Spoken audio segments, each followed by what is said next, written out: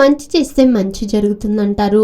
మీ జీవితంలో ఎదురైన మంచి అనుభవాలు, సంతోషం కలిగించిన సంఘటనలు ఎప్పుడైనా నెరవేర్చుకుంటున్నారా? కష్టాల్లో ఉన్న స్నేహితులు, బంధువులకు సహాయం చేసిన ఉదాంతరాలను కానీ, మీకు ఇతరులు చేసిన మేలు కానీ తలుచుకుంటున్నారా? ఎప్పుడో జరిగిన విషయాలను ఇప్పుడెందుకని పెదవి విరవకండి. ఇలాంటి మంచి అనుభవాలను తలుచుకోవడం ఆరోగ్యానికి ఎంతో మేలు చేస్తుందని అధ్యయనకారులు చెప్తున్నారు.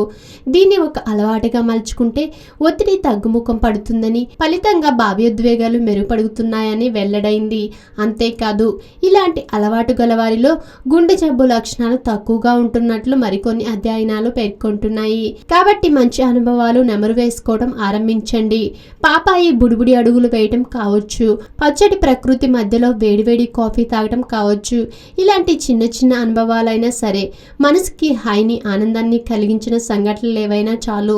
తరచూ వాటిని నెమరు వేసుకోవటం మొదలు పెట్టండి.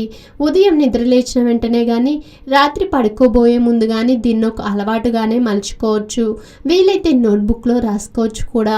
దీని మూలంగా మనసులో సానుకూల భావాలు ఉప్పొంగుతాయి.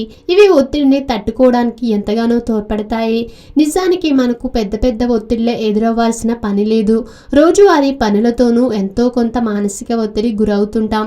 సాధారణంగా ఒత్తిడిలో ఉన్నప్పుడు మనకు మంచి విషయాలు అంతగా గుర్తుకు రావు.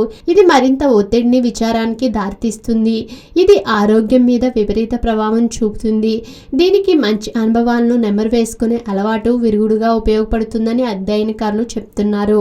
ఆధునిక జీవితం, అనారోగ్య సమస్యలు ప్రతి ఒక్కరికి ఏదో ఒక తెలియని సమస్య. చిన్న చిన్న చిట్కాలతో మంచి ఆరోగ్యాన్ని మీ సొంతం చేసుకుందాం అనుకుంటున్నారా? ఇంకెందుకు ఆలస్యం, వెంటనే మా యోయో హెల్త్ ఛానల్ ని సబ్స్క్రైబ్ చేసుకోండి.